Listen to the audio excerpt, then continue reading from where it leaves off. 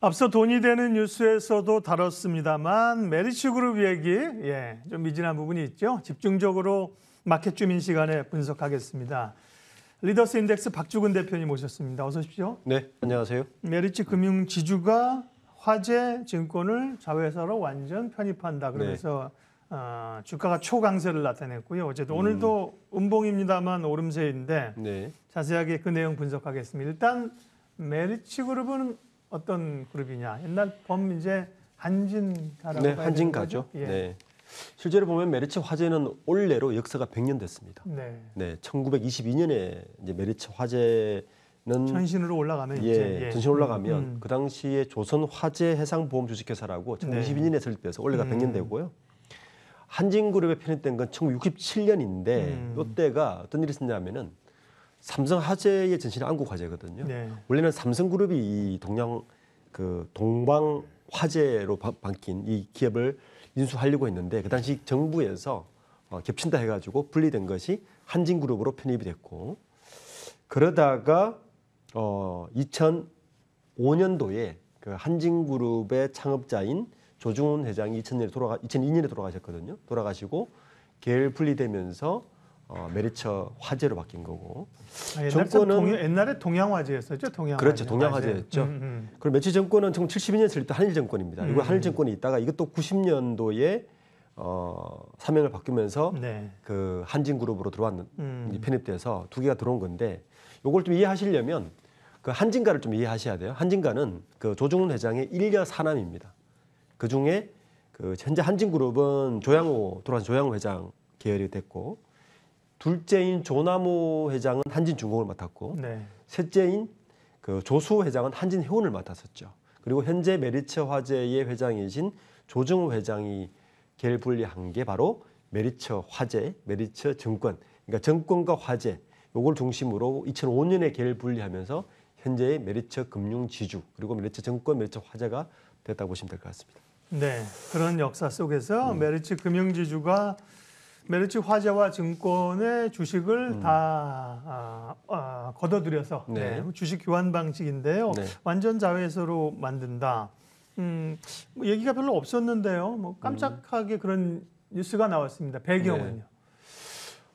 저는 가장 큰 이유는 어제도 김용범 부회장이 살짝 언급을 했지만 저는 자본 효율화의 방점을 찍고 싶습니다. 자본 효율화. 이게 무슨 말이냐면 뭐 다른 산업도 굉장히 급변을 하고 있지만 사실은 금융 산업이 굉장한 급물살과 급변의 시대에 있습니다.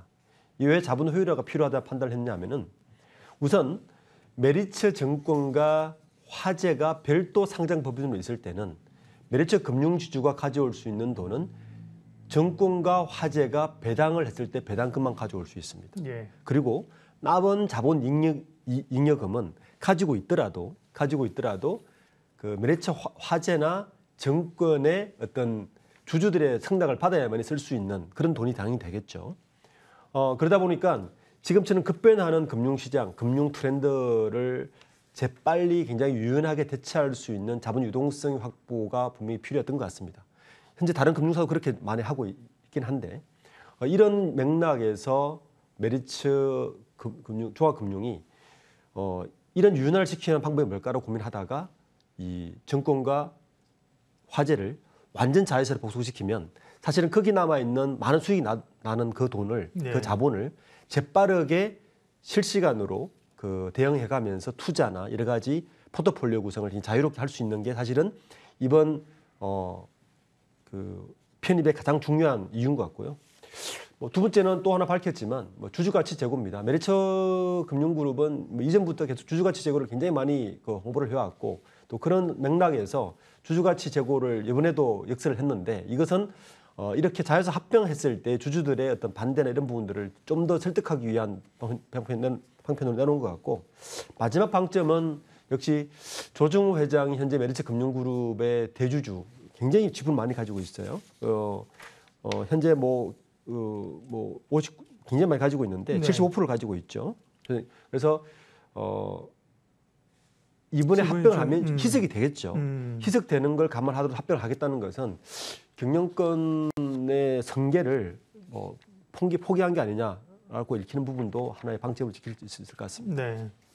그동안도 그 증권이나 화재는 메리츠 금융지주의 자회사예요. 그렇죠. 자회사가 아닌 건 아닌데 네. 완전 자회사로 만든다는 건데요. 그게 네. 이제 어떤 절차를 통해서 그런 게 이루어지는 건지 그 이후에 이제 그러면 지배구조 그림은 어떻게 나타나는 겁니까? 네.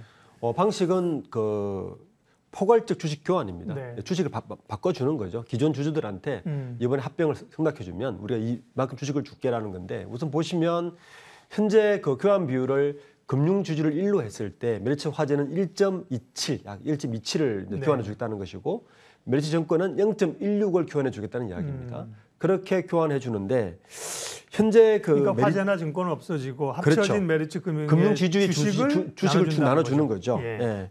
현재 그 발행 주식이 기존에 한 1억 3천만 주 정도 돼요. 메리츠 네. 주주가. 그런데 이번에 저렇게 발행을 하게 되면 신주가 한 8,330만 주가 더 발행이 됩니다. 네.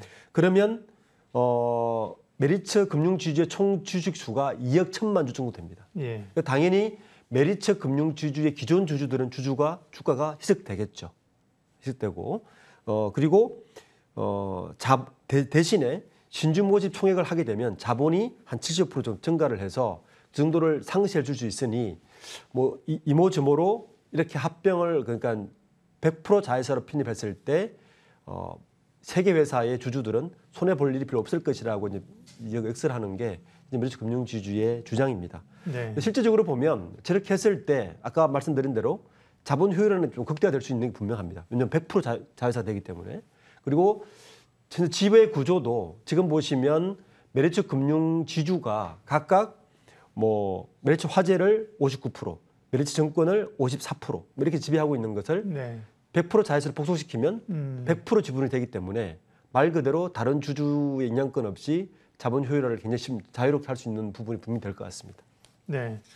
최대 주주 지분이 낮아지긴 하지만 76%에서 47%면 뭐 47%의 지분이면 뭐 낮아져도 그 정도 막강한 거 아닌가요? 근데 이렇게 해석하는 거예요. 76% 정도에서 인권 승계했을 때는 상속세를 내고 나면 한 35% 정도 방어를 할 수 있을 텐데 지금처럼 지주회사로 만들고 희석이 돼버리면 47%로 낮아지면 상속세를 내고 나면 한 25%니까 이거는 인권 승계를 포기한 게 아니냐라고 이제 해석하고 있는 거죠. 그렇군요. 네. 자, 근데 이제 이렇게 주식 교환 과정이 남아 있기 때문에 3사 주식을 이제 어쨌든 병합을 해야 되는데 네. 회사마다 입장이 다를 수 있어요. 이런 게 있을 경우에 뭐 우리는 피해를 보느냐 이러면서 논란이나 사실은 이슈가 많이 되잖아요. 그렇죠. 예. 그런 점에서의 좀 주주들의 반발 가능성은 크지 않습니까? 우선 아까 그 지배구조를 봤듯이 네. 그 일반 주주의 퍼센트가 많이 높지가 않아요. 네. 그러니까 금융지주의 주주들이 워낙 많아요. 59%, 66%니까 현재 그러다 보니까 일반 주주들의 반발이 있을 수는 있겠지만 그렇게 됐을 때는 뭐 각사의 주식을 매수해달라고 청구할 수 있습니다. 네, 청구할 수 있고 금융당국에서 어떻게 보냐면 금융당국에서는 현재 조정호 회장 지분이 75%, 76%죠. 그러니까 메리츠 화재, 메리츠 증권의 지분이 59%, 54%니 이런 상황이면 대주주 적격성 여부에 별다른 문제가 되지 않을 것이라는 게 현재 금융당국의 입장을 밝혔습니다.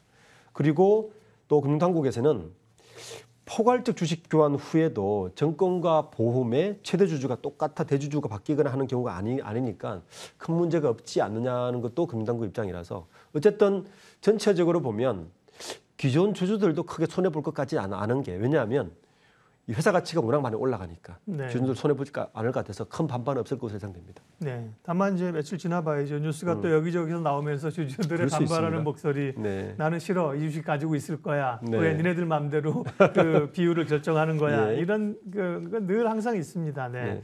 대체적으로는 무난할 것으로 보셨고요. 그러면 이제 3사가 합치게 되면 메리츠 금융주주의 아까 지배구도는 보여주셨는데 어떤 시너지가 있는 거예요? 3사 예를 들면 지금 3사의 시총으로만 본다면 합쳐서 사실은 더 늘어나야 그 의미가 있는 거잖아요. 그렇죠. 예. 예. 우선 PBR이 진짜 하락합니다. 1.17배에서 1.03배로 이번에 편입하고 나면 대신에 부채 비율은 좀 개선되는데 뭐 개선되는 비율이 높진 않아요. 한 2.3% 포인트 뭐 개선도. 그래서 이 어떤 이 재무 구조를 보면 그렇게 높아지지는 않는데 그럼 뭐가 좋아지냐는 거죠. 첫 번째는 배당입니다.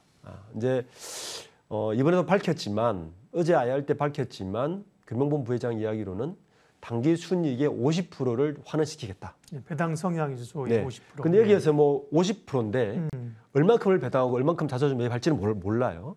그러니까 자사주 매입과 배당을 통해서 주주 환원을 예. 하겠다는 이야기인데 어쨌든 배당 성향은 높아질 것은 분명한 것 같습니다. 근데 그게 일단 주주들에게는 이익으로 돌아갈 것 같고요.